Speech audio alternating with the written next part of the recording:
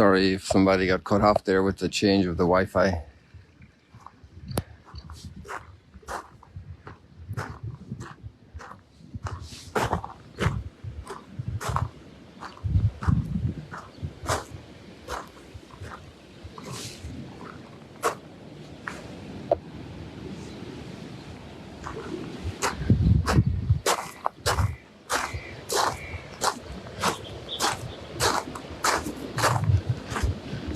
An hour ago, the moon was setting over Mount Arbel very brightly.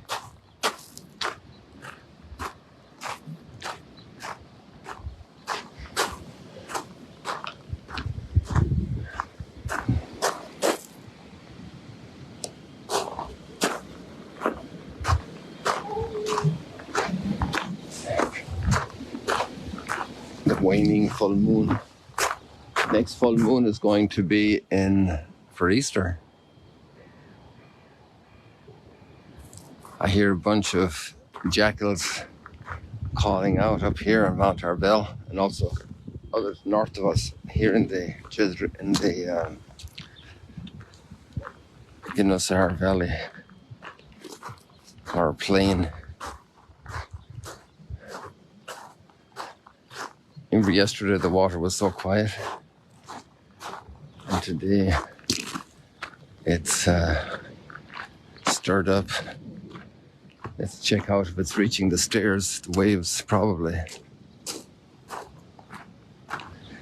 I can see a little bit of Mount Hermon, but it's not worth zooming in for you right now because it's too faint, but the visibility is much better today than it was the last few days.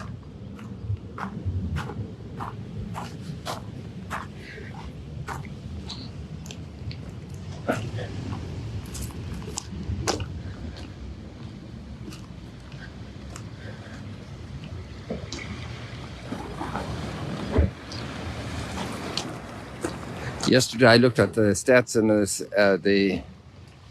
the Sea of Galilee on Sunday. I think it was the post was from Sunday. I think it was at 93 centimeters below the highest level, so we've broken the meter.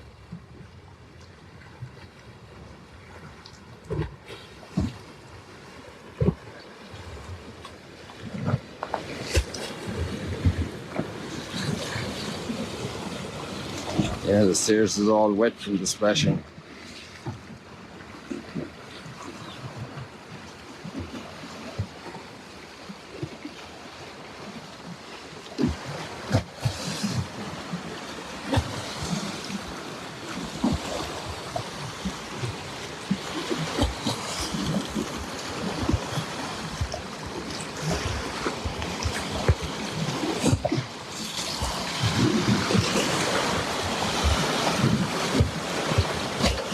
This is a small lake, and the waves are not, there's hardly any wind. Look at the trees.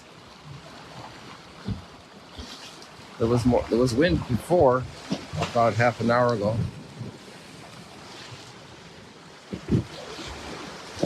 Not strong, but enough to get this thing moving. I'm not sure if there are other sources of the movement.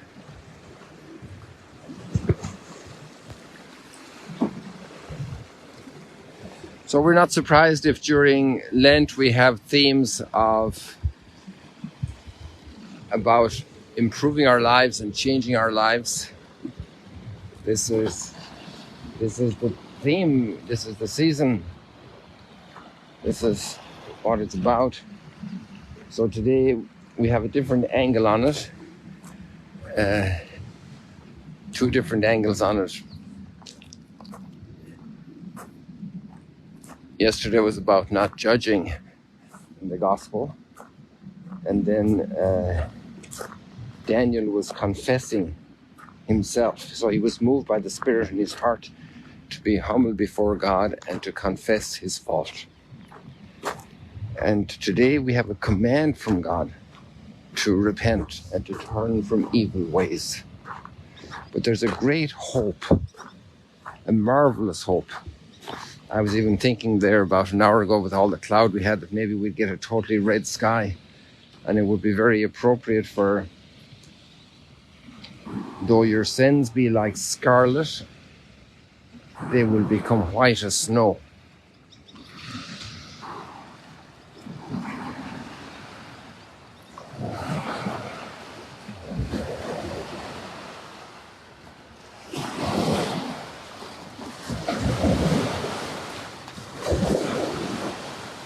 That's a heavy piece of wood, that tree, but it's no trouble for the water to move it around.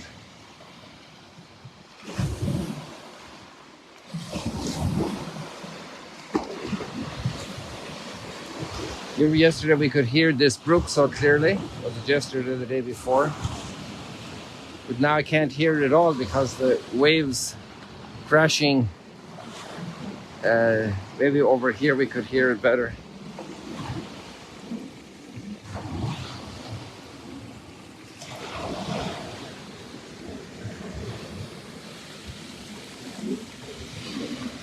In our lives, sometimes God's voice gets crowded out by all the noise in our lives.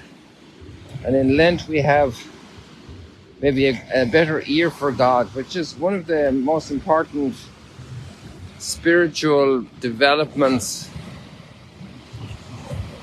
that God's people was called to make and did make and is still called to make and still needs to make, to listen. Listen. And today God's call is trust in his mercy. Though your sins be scarlet, they will become white as snow. You can be forgiven. What a beautiful message. What a powerful message.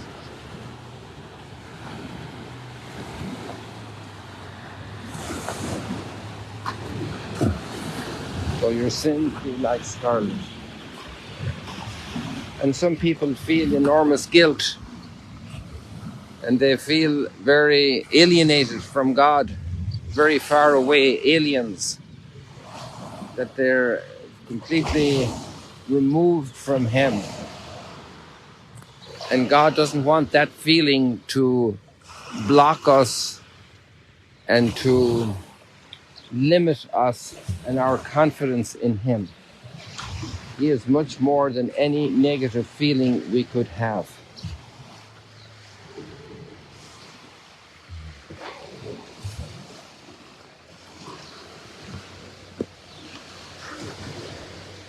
I'm not sure how many days ago it was, but it can't be much more than a week ago. We were over at the synagogue to see the Magdala stone, because of the second stone, the one that's in the Beit Midrash in the Western Room. I'm tempted to go over there. I don't know if I should go over there or just stay here enjoying this beautiful scenery and the noise of the water crashing, which is also very appealing. I find it very powerful. But if you'd like me to go over to the synagogue, just tell me and we'll walk over there and to see that stone. But there's archaeologists have used it to help us understand a little bit about the chair of Moses, which is an image Jesus uses today, a reality Jesus uses, to give all of us who teach, parents who teach their children, teachers in schools, coaches, people in political, civil society leadership, people in church leadership, all those who are leading faith communities, no matter what kind. We have a major challenge, all of us, from parents right up to the presidents of countries and to the heads, the recognized, internationally recognized heads of religious bodies. We have the challenge of teaching good things and saying good things, but not doing them. And that's another aspect about Lent. How are we matching externals in terms of some things that we would advocate verbally and what we really do in our hearts. Are we reliable teachers? And I think today then, because we have this message from Jesus, it's all in the context of the Mount of Beatitudes, which today is incredibly clear physically. You can see here the Mount of Beatitudes, all that plastic covering over the banana fields. And then you can even see the church is so clear there in the, just the very center is the guest house. And over to the right is the church, the round building. It's an octagonal building. Let me see, I'm going to put it now in the very center of the screen, basically. And this is where this gospel passage is located in the sermon on the, oh no, sorry, this is in Matthew 23, my mistake, recall. It's in Matthew 23, is the location of the gospel today, the textual location. So what is the exact physical location? I'm not going to pronounce on it because I haven't looked into that today. Okay, so the challenge we have is to match our heart with what we do and what we say and what we do. If we just say stuff, or as the famous saying goes, if we walk the talk. And so pray for all of us today who are teaching, instructing little children in the home, in schools, in churches, everywhere.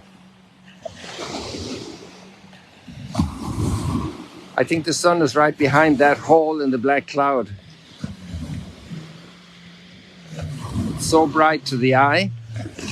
I can't capture that as well, at least on my screen, but it's very, very intense for the eye.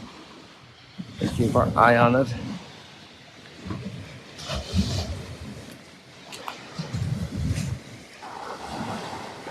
And the sun seems to be right behind that hole in the cloud. Again, it's right now, it's out, I'm trying to get it stable in the center of the screen. There.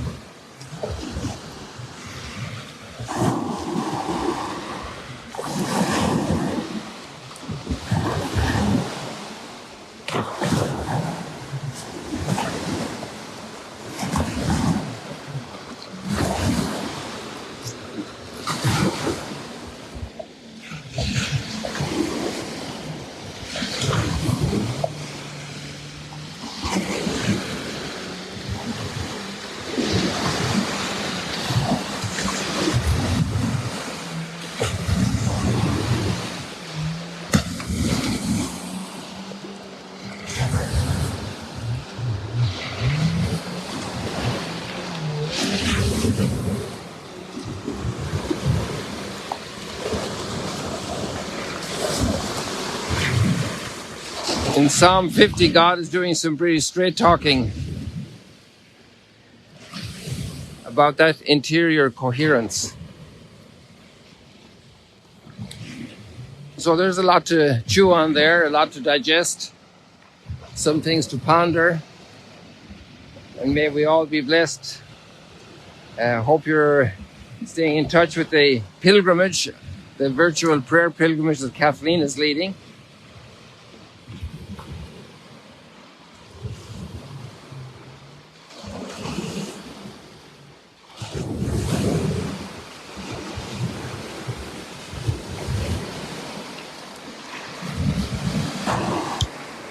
I wish you many blessings. See you later, alligators.